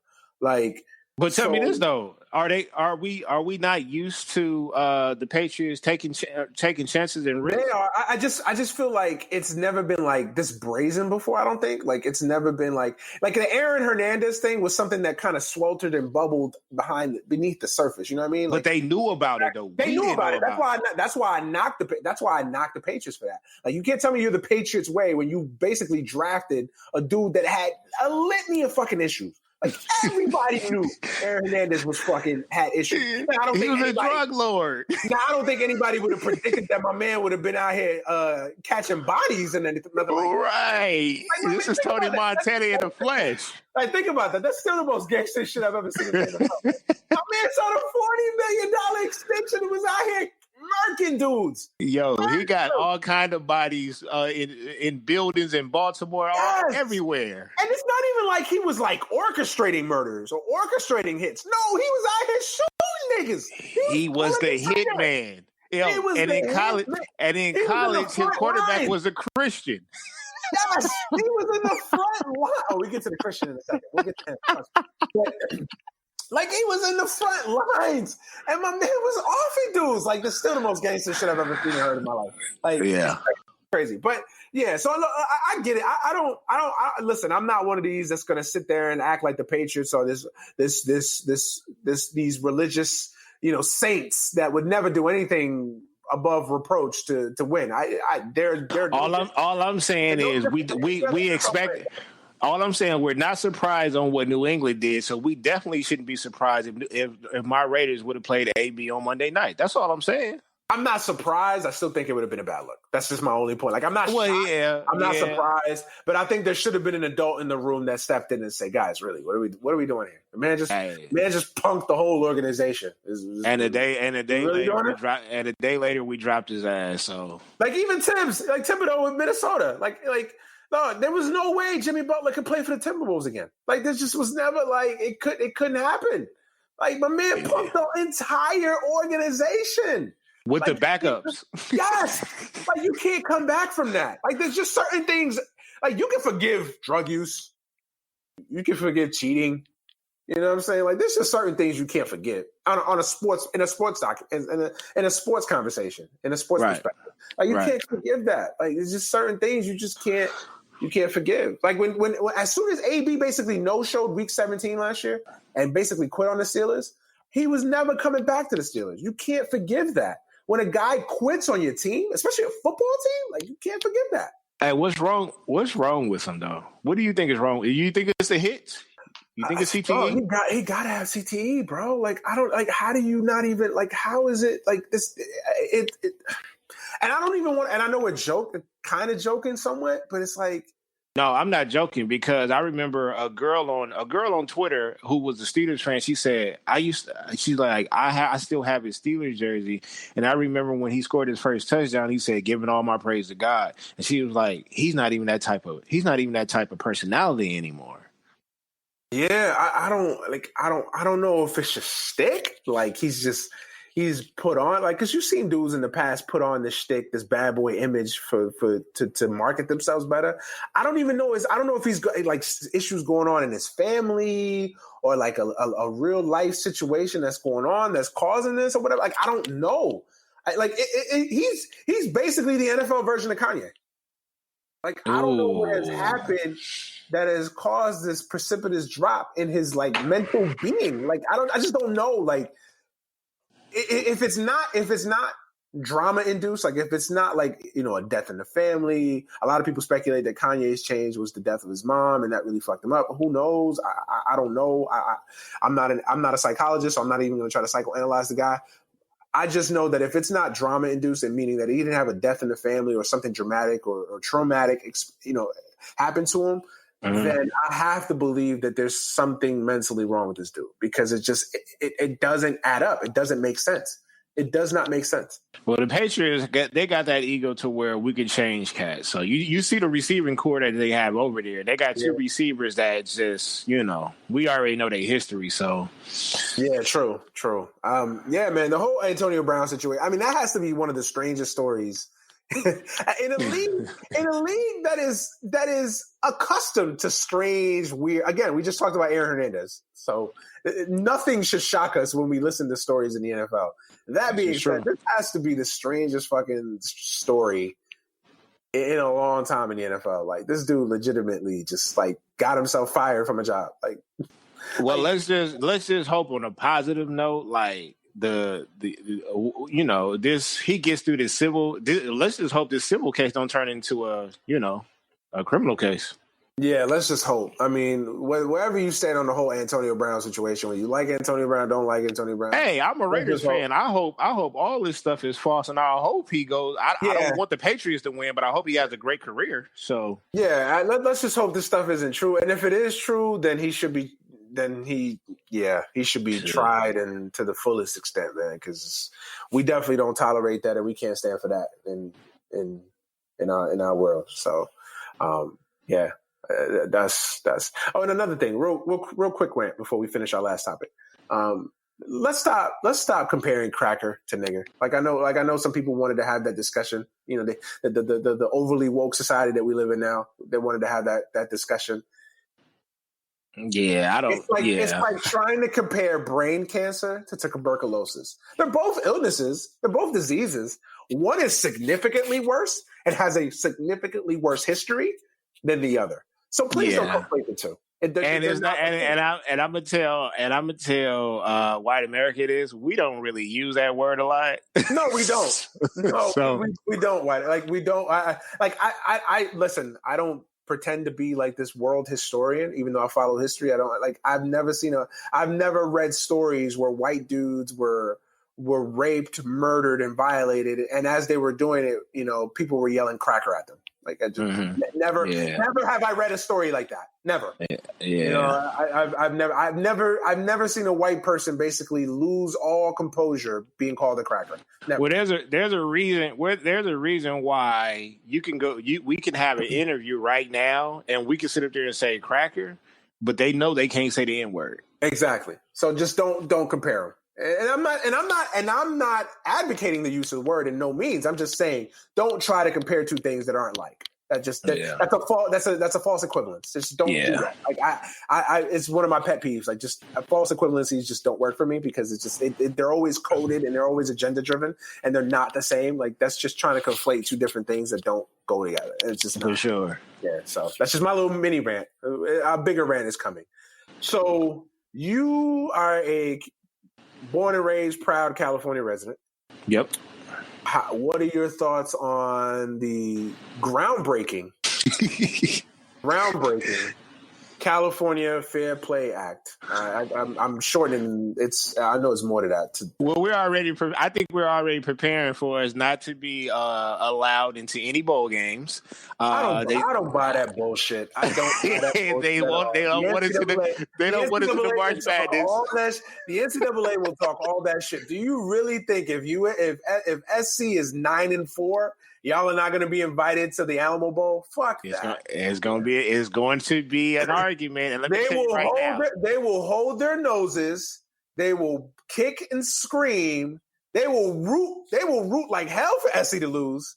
But they're going to allow y'all into the bowl game. Like it's just not. It's not going to happen. I'll believe it when I see it. But we're going to see. I think the SEC is going to be. I think the NCAA is the SEC. So I don't think the SEC is going to be on our side. Maybe the Big Ten, maybe because we have a history with playing them in the bowl game.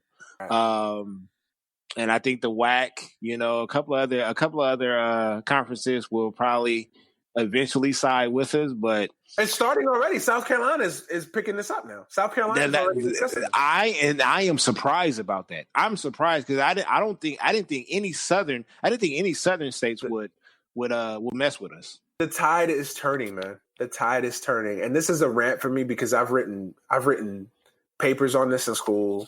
Like I've talked about this on this podcast many a times. What the NCAA has managed to. The narrative that the NCAA has managed to put out there for 100 years, especially, has been that this college sports is rooted in good old timeless amateurism. And that is the biggest bullshit that I've ever heard in my life. How do you justify college athletes being exploited for their talents and not paying them with amateurism? Now, you want to tell me back in 1920 when you played for Rutgers and you played for Notre Dame and Newt Rockne and you're going to go, and all the powerful speeches you see in the highlight videos, you want to tell me amateurism was a thing then? I can see that. But you can't sell me amateurism when Doritos is paying $850 million just to have their names plastered in the Fiesta Bowl. You can't tell me it's amateurism when it's the Meineke Care Car Bowl or the GoDaddy.com Bowl or the Pornhub XX Video Bowl. Like, you can't tell me it's amateurism when these organizations are paying $800 million in naming rights fees. You can't tell me it's amateurism when you got college coaches making $90 to $100 million contracts. Shout out to Dabo. You can't tell me it's amateurism. I'm sorry. I'm not even gonna that though. tell me on not that. even that. Let me help you out, Manny. You can't tell me that when Tebow just snitched on himself and said, I just had the highest paid selling jersey behind LeBron James. Exactly. That's what the idiot just lost sight of in his soliloquy about how he basically grew up, how he basically was a virgin all of his life, but the only fantasy he had was to go to Florida and put that jersey on, like he told on himself. So his whole argument fell apart when he basically told on himself and basically highlighted the problem with the system. Now, nobody is saying that I don't think colleges should pay players per se. Although there's an argument to be made that there should. Well, that's the argument. If you're not going to allow them to get money off of their name, then you have to pay them. Why? Because they're putting their life on the line for you. It's a two-pronged attack. If SC is not going to cut, and I'll use Sam Darnold for example. If SC is not going to cut Sam Darnold the check for being an employee, because that's essentially what they are. When they play football, they are an employee of the school. No different than I work at the mess hall and I get $8 an hour. Like, there's no difference. Okay, well, tell me this then. Manny, this is what side I'm on. If you're not going to pay them, then they have to they have to go to school for free and get a free education. Right. No, but I'm getting to that. If your argument is schools can't pay Sam Darnold to go to school, that's cool. I'm fine. I can see that. But then but if a local LA dealership wants to pay Sam Darnold $50,000 for him to come in some Saturday after or some afternoon in the summer when football's on a hiatus and sign some jerseys and sign some pamphlets and, I don't know, put his ass cheek on a car, whatever they want to do. Like, he should be able to do that. If the backup offensive lineman wants to go to a hot dog eating contest and pays him, $30,000, then he should be able to do that. You can't have it both ways. So you can't say, well, the institution can't pay the student athlete because that does away with amateurism and the student athlete and the student aspect of this. Then that's fine. But then let them go out and make money off their likeness outside of the school. That's where that argument has always fallen apart for me. Because if I send my son to UW, right? I'll use him as an example. If I send my son to UW, right? And he decides, hey, Dad, thank you for paying my tuition, by the way. Like, I'm going to UW. It's cool, but I also want to get a job. I want to get real work-life experience. My son can go to McDonald's and work a full-time shift. Does UW get rid of his scholarship because he's working a full-time? Does UW now doesn't constitute him as a regular student because he goes out and gets a job? No. So the argument has always been false to me. The argument has always been bullshit to me. And it's just disgusting to me when you have coaches making $100 million. The coaches that are being paid to coach the student athletes who don't get paid. That's not putting their body on the line, though. You got to remember that. And then you have coaches. And it's like, and what bothers me the most is that you would think the coaches understand this. You would think the coaches would be like, you know what, these kids there should be some monetary prize to these kids. No, you got coaches doubling down and saying, well, I don't think it's Yeah, it's easy for you to talk, Dabo. You're making $100 million. My man who's the backup wide receiver, who's from Youngstown, Ohio, that's got a mom on welfare, that doesn't know when the next meal is going to come. And there's situations that like this. Like, people think that because these kids go to major institutions, they come from the suburbs. A lot of them do, but some of them don't. And the problem with Tebow and people that have Tebow's mindset, and I'm not saying that Tebow's wrong necessarily, because I think there is something to wanting to go to a school, represent that school, put on those colors and dreaming about that. But not everybody shares that story. Not everybody has that experience in life. Like, some of these kids go to college because it's a way out. They didn't grow up, does anybody think that Tua Tagovailoa grew up rooting for Alabama? No, it's a way out. Think Jerry Jeudy? I sat there in my project window thinking one day what Tuscaloosa would look like when I was wearing the crimson and the white. No, it's a way out. It's a way out. You know what I'm saying? So stop with this bullshit of amateurism and the sanctity of amateurism. The sanctity of amateurism went away when you started paying coaches $100 million. The sanctity of amateurism went away when your bowl games have corporate endorsements plastered on the front of as you walk into the stadium. You can't tell me it's amateurism when the NCAA tournament has a television contract. When CBS and Turner Sports worth $11 billion. $11 billion. You mean to tell me these kids can't get a stipend? Forget a check, a stipend. No, but, that safety that played for Texas some years ago who made that big hit and lost his arm. I mean, now he didn't get paid for that. He didn't get paid for that. It just bothers me, man. It fucking bothers me. But I'm glad that we're finally starting to see the bullshit. Like, I feel like it's starting to finally, I feel like people are finally starting to see the bullshit, and they're finally starting to see, yo, this is stupid. Like, we're really doing this right now in this era of equality and the LGBT movement and the feminism movement. And Black Lives Matter and all the movements that are going on in this country right now. And I think that this is starting to be a thing. People are seeing this this is bullshit. We really got college athletes that are being exploited, essentially exploited. You know what I'm saying? They're not being paid at all. They don't get a percent. And for the people listening to this that just don't understand how this works, there's literally college kids that will play in a bowl game that generates $2 billion with a naming rights fee that costs a company $50 million, and they don't get nothing. They don't get anything. But they'll say, "Oh, well, they got a degree. They get the opportunity to go to school." And I'm not devaluing that, because I love education. I believe that everybody should go to school if you have the opportunity to, and take advantage of it. But don't tell me that a degree compensates for $5 million. My argument would be the people that they snatch the degrees from once they get injured.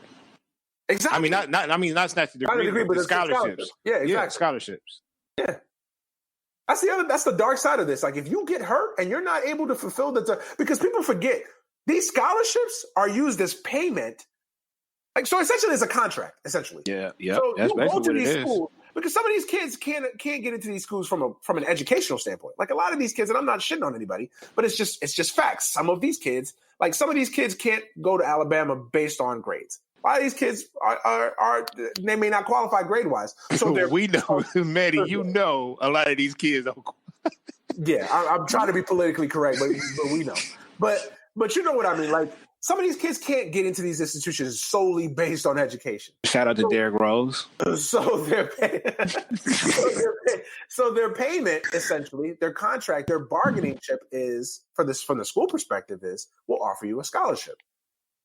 But the basis of the scholarship is that you play football or basketball or water polo or lacrosse or whatever the hell sport.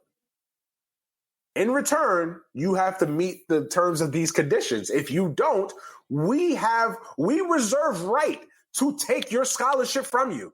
You can still attend the school, nigga. You can still come here. You can be we gladly will accept your enrollment here, but you're gonna have to pay for it like everybody else if you ain't. Oh yeah, you can go to the Greek parties all you want to. Absolutely. But if you don't play football, if your ass gets hurt, now obviously there's some instances where the school has taken care of players and they'll keep the scholarship or whatever. So I'm not trying to make these schools out to be totally evil, but there have been instances where scholarships have been taken away. It's just fact. So for people to come out with this, defending this and saying that this is okay and the system has been okay, it's never been okay. It's never been okay. And you can love college sports and still find an issue with the product. That's like saying, oh, well, you don't love America because you point out the valid problems going on in America, which is so stupid. You can love something and still see issues with it. Manny, I mean, can I bring up one of the organizations that you follow? Go ahead. I mean, Zion brought a lot of money. Hey, if you want to call me a hypocrite, go ahead. Because No. I'm not saying that. I'm just saying that organization as well, especially that organization between them, North Carolina. Absolutely, that's a lot of money coming in. With the top 5 players in the nation that they bring in year out. They need to get paid. Facts. How much money? Think about it. How much money Zion brought into Duke? Duke. Now this is Duke. Now this is one of the biggest. This is one of the biggest institutions of higher learning in our country. Watch this. How much money did he bring in just for that North Carolina game? Yes, that Barack Obama attended. Mm-hmm. Like, think about that. And he didn't get paid anything. Nothing. And again, I know people will say, well, you know, you're the problem because you're still watching the sport. I can still watch. Did he make money off of that busted shoe? Nope. Now, if you want to be cynical and think that Nike wrote him a check or something, I mean, that's a whole nother argument for another day. But y'all know where I'm going with this. He didn't make any cash off that. He didn't make no coin off of that. My thing is just like, let's stop with the bullshit. Let's stop with the bullshit. Let's stop kidding ourselves. Let's open our eyes. And again, Tim Tebow, he can have his soliloquies out there about, you know, he grew up, you know, he didn't think about girls growing up. He just thought about going to Florida. And that's fine, Tim. And that's cool. And I'm sure there's a lot of kids that feel that way. And I feel like there's a value to that. I really do. Like, I grew up a Duke fan. Like, if money was no object, I would feel the same way. But they're not people in this country and in this world that have the same experiences that you do. Right. And this idea that everybody's supposed to be one monolith is like every student athlete is supposed to be a monolith. They all think the same. They all grow up wanting to go to the same schools and wear the jersey and put the jacket on and blah, blah, blah, blah, blah. No. So stop with the BS, please. I don't know. I just had to get that off my chest because it was just bothering me like this whole week. Well, you definitely got it off your chest. No, but how do you? I've done enough talking about it. But man, anything you like to add on the whole thing, man?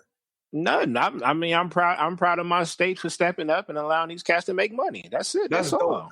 That's dope. I don't understand. I think it's gone under the radar with everything that's going on with the debates and, you know, Trump saying something stupid. What else is new? Everything that's going on right now in the news cycle, in the world, in the country, sports-wise, everything. I feel like it's kind of gone under the radar in a lot of ways. Like, I don't think this has gotten as much headlines as it should. Like, this is major. This changes everything.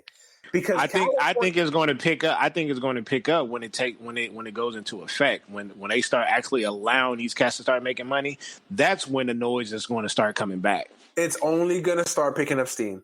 It's only going to pick it. I mean, again, South Carolina already has a measure on the team. I did not. Thank you for telling me that. South Carolina, think about that. Go ahead, read it up, look it up. South Carolina has it. South Carolina that's big, right? That's big right there because that's in the South, though. That's in the South. That's in the South. And the NCAA is mad, and they're steaming right now because they know that the infrastructure of which they have stood on for so long is crumbling, and I fucking love it. It's crumbling. You cannot forget. You cannot forget about one of the top guards that pushed college to his side to go play overseas. Yeah. So that's going to be another one. That's going to be another one. That's going to be another one. It's going to be another one, man. And I don't blame these kids, man. And again, I'm a huge college. You are too. You're a huge college sports fan. I love it. In a lot of instances, I love more college sports than I do pro sports because I love the purity of it. You know what I'm saying? Because they play hard. Because they're trying to get to the league. Exactly. There's a hunger. There's a special meaning behind it that's different. And you don't deal with all the other bullshit like contract disputes and you know, I don't like this coach and this coach doesn't like this player and this player doesn't like this other player and this player raped a girl. You don't deal with all the other bullshit that you deal with in pro sports. But the system is fucked up. And again, you can love something and still find flaws in it. We have family members that we love to death, but we find flaws like a motherfucker in them, right? Mm-hmm. But you love them with their. This is our country. This country's been shit to us and our people for so long, but guess what? It's our fucking country. We love it. Yep, that's a fact. We ain't going nowhere. We gotta fix some shit. Some shit we gotta fix for sure. You know what I'm saying? But it's our country. You know what I'm saying? It's like, so yeah. That's my 2 cents on it, man. The Tebow thing really got me hyped though, because this man just out here, and then he's like an idiot and basically exposes himself, narcs himself out. to the same shit that he's basically the same system he's calling upon. Well, like you said, man, it's changing. It's changing, man. And big ups to California, man, because that took. I know California is a liberal state, so if there ever was a state that was going to do that, it was definitely going to be California. But I'm glad that they were the first to step up to the plate. And once they go left, they go way left. They go way left, and that aligns with my politics perfect. So I'm cool with that. But let's do it, man. Let's make change. Let's crumble the system, man. For real, because the system has needed to change for a long time. So no doubt, for real. So B, I think we covered a lot of topics today, man. Yeah, we full. I think we did a lot of catching up. And again, man, like you said, we wasn't going to be able to cover, week 2 because week 2 is still in process. But we did get some mighty fine updates. I wanted to point this out though. The Patriots is up 30-0. Surprise for anybody out there. And Indy is really rocking right now against Tennessee. So, Yeah, I see that. And I like Jacobs a lot, man. I really do. Dallas is up. Jacoby.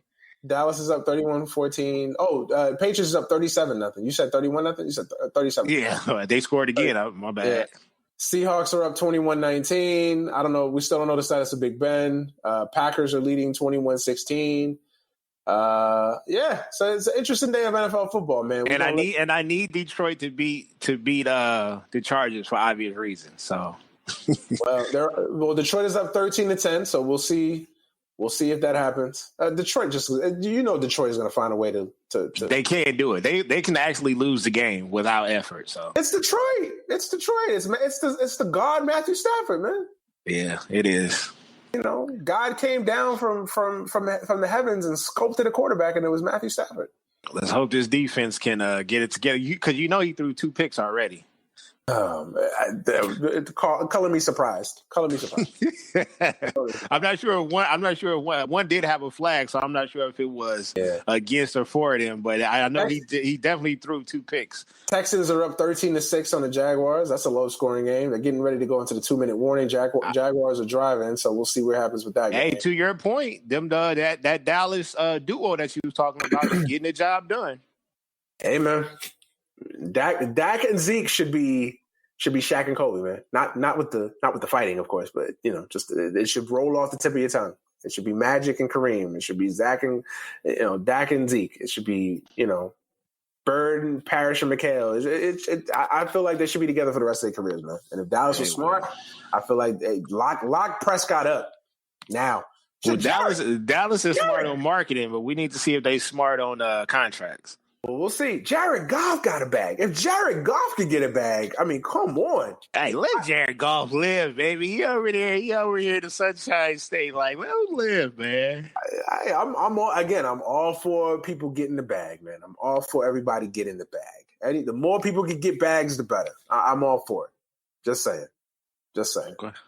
All right, man, but we're going to get up out of here. It's a great discussion. I feel good to be back podcasting each and every week. No more hiatuses. We're here to the rest of the year, man. So let's get it. I'm sure we'll have another guest on this next week to cover a whole host of items and things. So, yeah, we back, man. I missed the microphone, man. I missed it. I know you do. I know. And a special shout out to Jar. You know what I'm saying? Yeah, shout out to Jar. We couldn't make it today, but shout out to everybody. I held it down. Hey, Jar, I held it down for Daniel Jones, baby. I held it down.